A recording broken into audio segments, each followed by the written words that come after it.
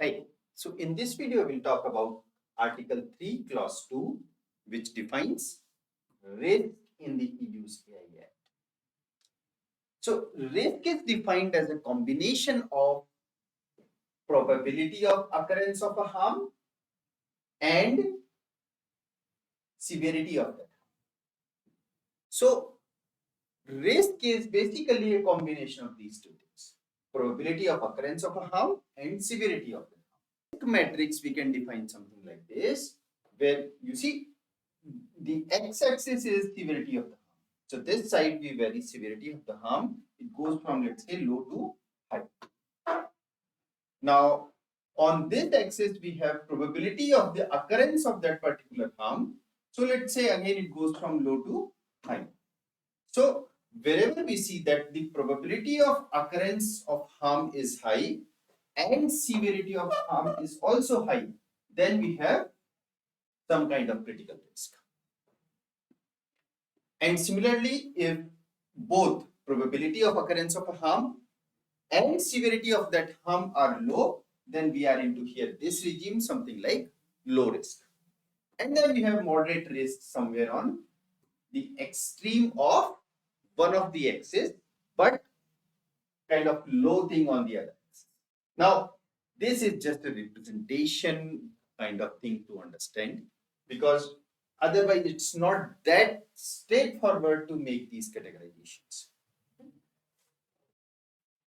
All right, so this takes us to recital 5 of the EU's AI Act, where it mentions AI risks and potential harms. So you see, AI may generate risks depending on the specific application, use, and level of technological development. So in some areas, AI might be much more advanced. In another areas, it might not be so. So the AI may generate risks that depend upon specific application, use, or the level of technological development. Now, and so AI may generate risk depending on specific use, level of technological development, and cause harm to public interest and fundamental rights. So that specific application, that specific use, combined with the level of technological development, may cause harm to public interest and fundamental rights. Now, the harm may be material or immaterial. So here I think the word material and immaterial mainly mean tangible, intangible, right? So the harm may be material, means it might be just out there. You might see it, right? The harm might be material in the sense that it might be a physical harm. So somebody breaks leg because of some specific AI application, right?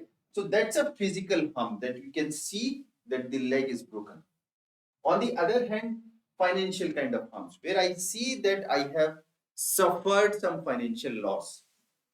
On the other hand, and the EU's AI Act is actually diligent enough not to talk about just these kind of harms. It talks about those harms that cannot be seen per se. So for example, psychological harms may not be perceived per se, may not have an immediate impact, but might cause trauma and other things to human beings. It might be societal. So harm here is defined, it's not actually defined, risk is defined, but harms might be material, immaterial, it does not matter whether I'm able to see it or not, but EU's AI Act's definition of risk is wide enough to capture all kind of possible harms that a human being or the society in general can suffer from. Now this whole thing combined gives us the risk pyramid of the EU's AI Act, right? So you can think of it this way, that where the probability of harm is high and the severity of the harm is also high, right? So maybe we'll categorize some of them as unacceptable risk. For example, social scoring system. So in social scoring systems, it is easy, it is possible to make such systems using AI. So the probability of occurrence of harm through social systems is high. Okay, because it is possible to make such systems. On the other hand, severity is also high because it impacts human beings at large. It impacts the fundamental rights that, at least in this context, are protected by the Charter of European Union. Then similar risks, so I wouldn't call these two very different, just that some of the unacceptable risks are categorized as unacceptable and hence prohibited. Others are high risk. For example, if AI is used in medical devices or in recruitment, in that case, again, the probability of harm is high and severity of the harm is also high. If AI is used in recruitment, the probability that it might harm human beings in the sense that deserved candidate may get less attention than what is required or what they deserve, and similarly for medical devices as well. Similarly, limited risk, minimal risk.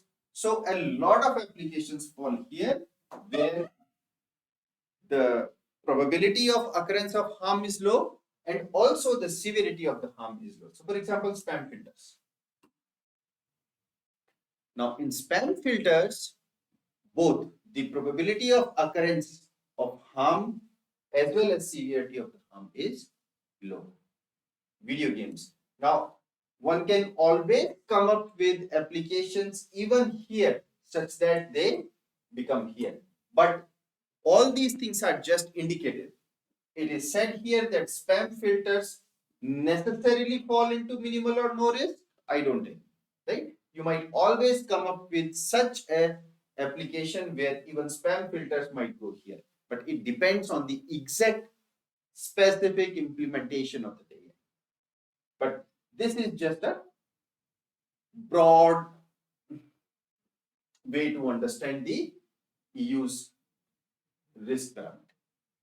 So I think this is it for Article 3, Clause 2 that defines risk.